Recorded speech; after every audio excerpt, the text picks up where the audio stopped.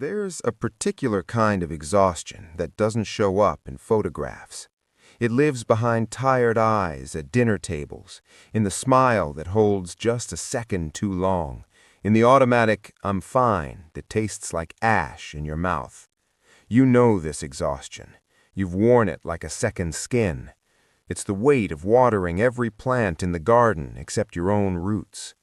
Right now, someone is listening to a friend's crisis while their own heart is breaking. Someone is saying yes when every cell in their body is screaming no.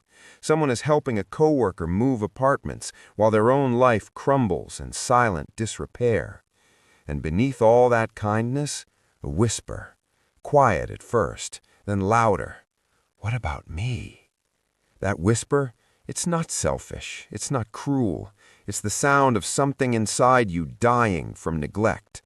Today, we're exposing the shadow that your kindness has been casting, the one nobody talks about, the one that's been corroding you from the inside out while the world applauds your selflessness.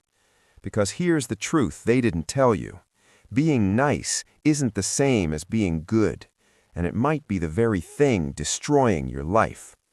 Let me introduce you to a term that will rewire everything you thought you knew about kindness. Pathological altruism. It's a recognized phenomenon in psychology. It describes the act of helping others to the point where it causes harm to you and often to the very people you're trying to save. This isn't about generosity.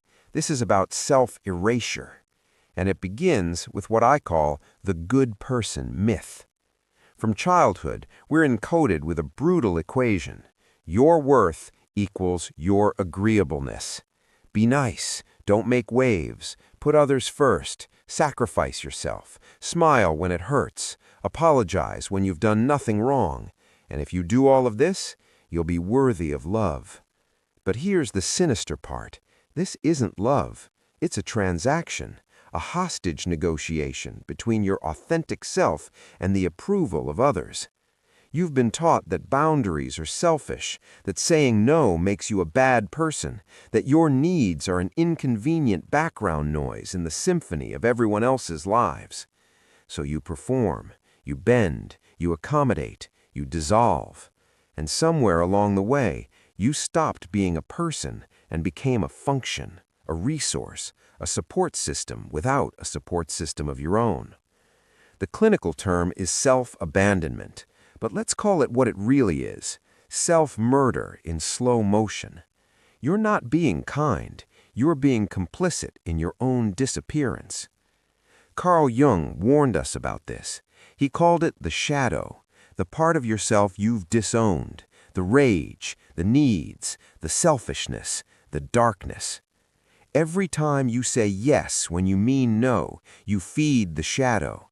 Every time you silence your anger to keep the peace, it grows.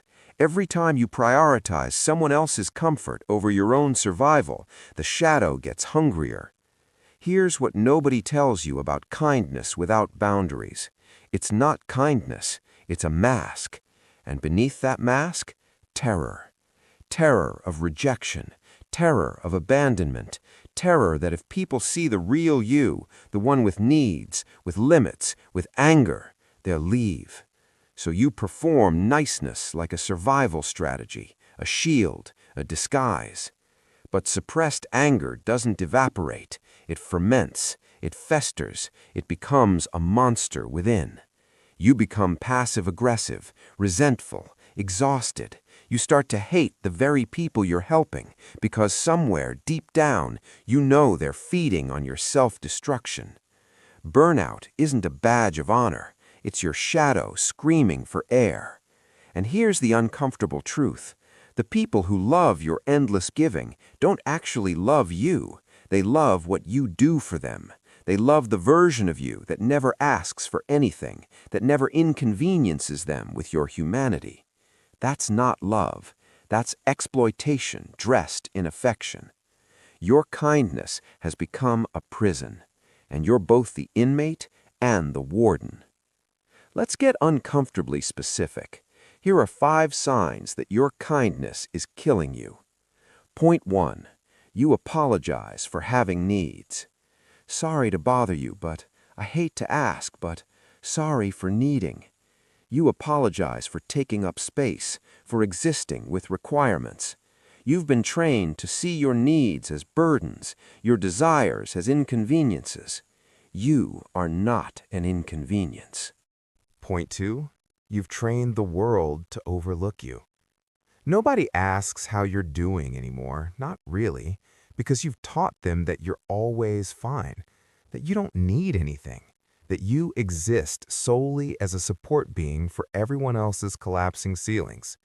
You've become invisible by design, and now you resent the invisibility you engineered. Point 3. Stillness feels suspicious or unearned. Rest makes you anxious. Doing nothing feels like theft. You can't sit still without guilt gnawing at your insides because you've weaponized productivity as self-worth. You've confused exhaustion with virtue, and now you're running on fumes, convincing yourself that burnout is noble. Point 4. You are the emotional thermostat for everyone else's problems. You manage everyone's moods. You diffuse tension. You absorb anger. You translate conflicts. You soothe egos. You've become the emotional janitor for other people's chaos, and nobody's cleaning up your mess because you've hidden it so well. Point 5. You feel invisible even when you are being most helpful. The more you give, the more hollow you feel. You're surrounded by people, drowning in connection, yet profoundly alone. Because they don't see you, they see the service you provide, and you've mistaken being needed for being valued. So what now? How do you dismantle a lifetime of conditioning? How do you reclaim yourself from the wreckage of pathological kindness? It starts with one sacred truth. Boundaries are the purest form of honesty. Not cruelty, not selfishness, honesty. When you say no, you're not rejecting someone, you're honoring reality. You're refusing to lie about your capacity. You're choosing integrity over performance.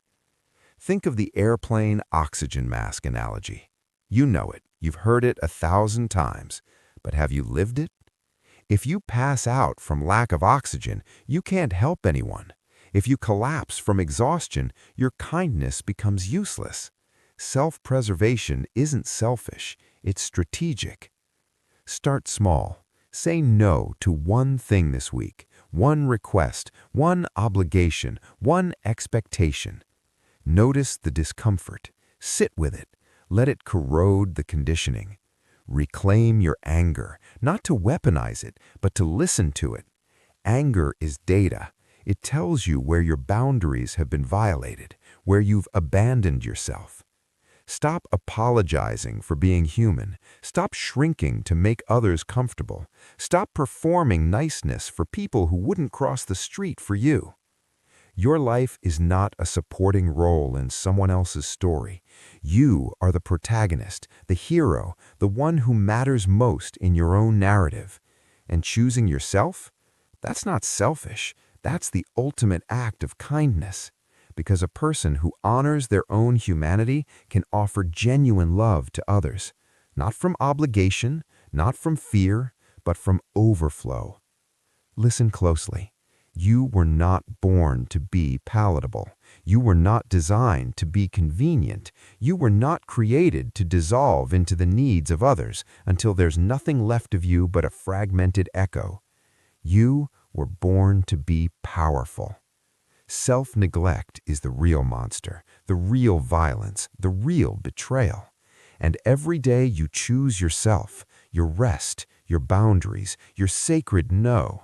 You're not being selfish, you're being authentic. The world will adjust. The people who truly love you will respect your boundaries. And the ones who don't, they never loved you. They loved your servitude. So stop watering everyone else's garden.